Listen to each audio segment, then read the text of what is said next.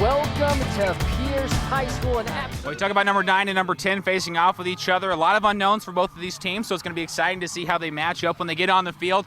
A lot of guys are getting some varsity time, some starting varsity time for the first times in their careers, so to see how they respond tonight is going to be pretty exciting and could make for a thrilling matchup.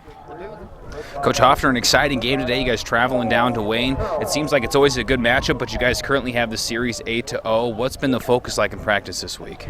Well, we're just trying to get better. We're coming off a loss ourselves, and we're not playing the best. Really important. And Zach Osborne at quarterback is really the big offensive threat for Wayne State. As far as defense, what is going to be your keys at keying on him?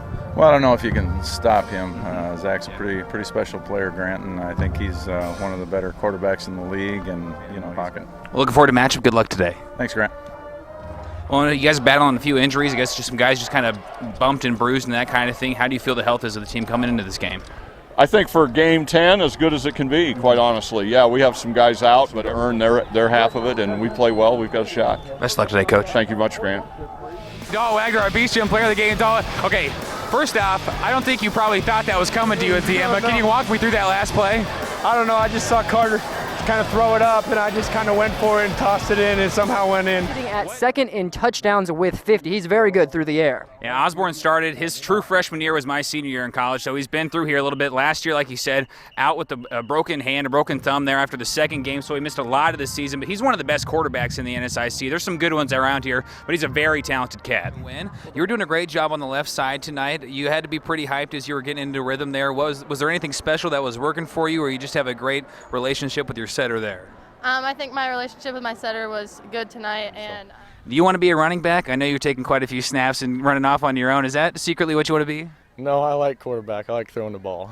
Well, Dylan, best of luck. Congratulations on the big win. Thank you. All right, Brandon, back to you. Yeah, Trevin, 15 tackles against Minnesota State Mankato, number 7 in the nation. That's a heck of a number, especially with how that defense played against a very tough offense. So he is a guy that they are going to have to contain if Wayne State wants to be successful, because he is just a monster there from the linebacking position. Thanks, Brandon. Coach, you get your first win as a high school coach here at Columbus High. What's going through your head right now? you know what? I'm just happy that we came out with the win. We came together and played really. All right, let's look at your Great Plains State Bank top plays of the game. We had a good one tonight. Boys action. Boone Central Newland Grove Cardinals 2-0 taking on Central City, who is 2-1 at Central City, home opener for them. Let's get things started here. Cody Nelson had a nice night, a mid-range jumper right here, finishing the evening with 7. The rumor was Caleb Philbirth was building a house because he's going to get a big block on Nelson. It's going to make things easier. Dylan Gentrup throws one through the hoop from well behind the arc on this next play. But Will Wagner is going to come up here, not to be outdone. Chalks one up from downtown as well. For a second, I thought I was watching a wizard battle the way these guys were casting threes. Another look at that one. Wagner finished the evening with 12 points. He had a big-time first half, 3 3-pointers in the first half. Jesse Sullivan, though, the Beast Gym player of the game, scored 13, including this 2-pointer, 11 in the second half. But let's get back to that house, as Derek Sturr is going to come up with a big-time block. This house, I think, is going to be up in no time. Jordan Pup lays it in. We finished the game with 12. And I know what you're thinking. Let's get back to those 3-pointers. Well, here you go. Dylan Gentrup. He finishes the game with 17. And then right here at the end, Ethan Nelson cashes in for 3. 7 points in the second half, but not enough to come back. 57-45. The Boone Central Cardinals stay undefeated, and Central City drops to 2-2. Those are your Great Plains State Bank top plays of the game. I'm Grant Otten with News Channel Nebraska. Life will be good for Columbus High athletes who will have the opportunity to compete in a top-tier facility at their new school. The new gym space features 3 full courts in the main gymnasium and 2 full courts in the auxiliary gym. Columbus High Activities Director Dave Hebner says the increase in space will be a huge upgrade for the school's teams, clubs, and organizations who want to use the space. From a practice perspective, which is huge. You know, your programs, obviously everybody sees them on Friday and Saturday nights, but they're really built on those practice nights, and we've really got a great facility for practice, for youth development, for tournaments, you name it. We've got an opportunity to really expand our program. Hebner says the main gym will seat roughly 2,200 people, with the auxiliary gym seating roughly 700 people. Our design here in the main gym on the floor, which is really first rate, is the exact same thing that you're going to see in our auxiliary gym, which I think is great for our kids to know that, you know, if you're a freshman or you're a reserve player, and at any sport, you're getting the same type of quality if you don't happen to play in the main gym.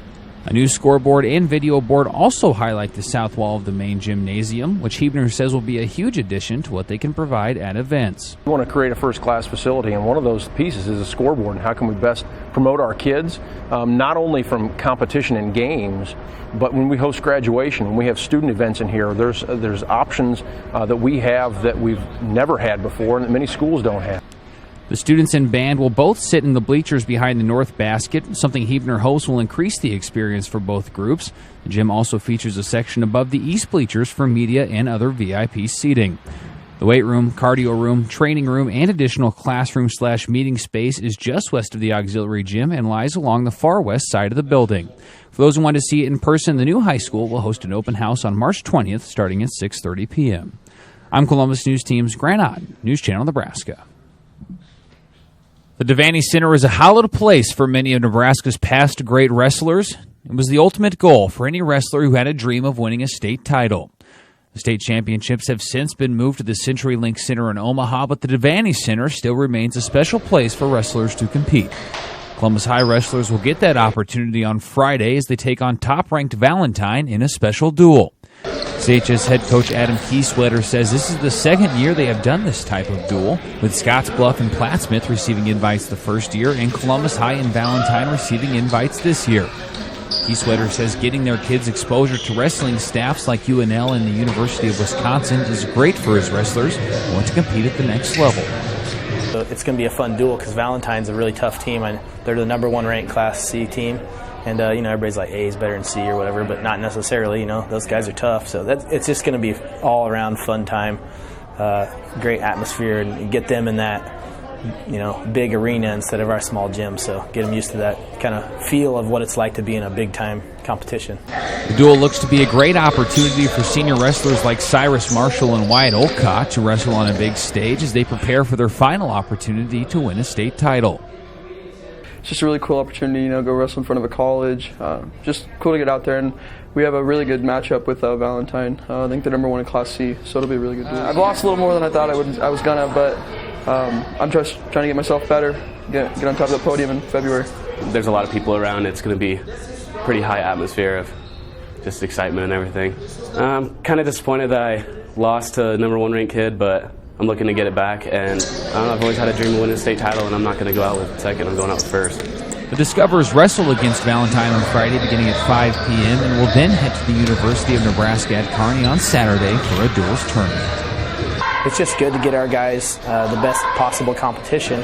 So, wrestling is all about finishing on top. State championships are the last competition, and that's what we train for, and so it's just building and building towards the end, and hopefully that's where they want to be. I'm Columbus News Team's Grant Otten, News Channel Nebraska. Prolific hitters in the Lakeview volleyball program's history won't be returning to the court. A batch of 8 seniors look to prove this year will be even stronger than the last. Lakeview head coach Casey Baylett says a balanced offensive attack will be key to the team's success this year as multiple players take on bigger roles. This year's senior class, I think, has been waiting for this opportunity since they were freshmen. They really have. They knew they had strong personalities, strong leaders, strong athletes ahead of them. They've been waiting for this chance, and I'm excited for them to see what they can do. One of the players Baylitz expects to both step up as a leader and be a highlight on many teams' scouting reports is outside hitter Erica Lowski, who looks to pose a solid threat to opposing defenses. Lowski says the strength of this year's team roots from the time they've played together over the years. Ever since we were little, junior high even, we've been super close, and even if we aren't like the best individual players, we've always been an awesome team, and I think it's cool that all 8 of us have stuck it out, and it's fun to have those girls around me for my senior season. Setter Amanda Jackson is going to be a big facilitator of any offensive production the Vikings produce throughout the fall, and says she is very confident in her team as they wrap up fall camp. We might not have like the big swing like they had last year, but I feel like everyone is really solid at the position, and we're really smart with the ball. So we may not hit it hard, but we're still going to get that kill. We're still going to get that dig because we're just that smart players. Morgan Iverson and Jordy Cordy are 2 other players who will be seeing some solid time near the net, who Baylett says both pose a dominating defensive presence. In addition, look out for Mallory Gottschall, Caitlin Bargman, and Kayleen Kuma as players who will see solid time and have an impact on the court. First opportunity to see the Vikings play will be at their scrimmage Thursday evening with their first official match at home on September 1st against Seward High. I'm Columbus News Team's Grant Otten, News Channel, Nebraska.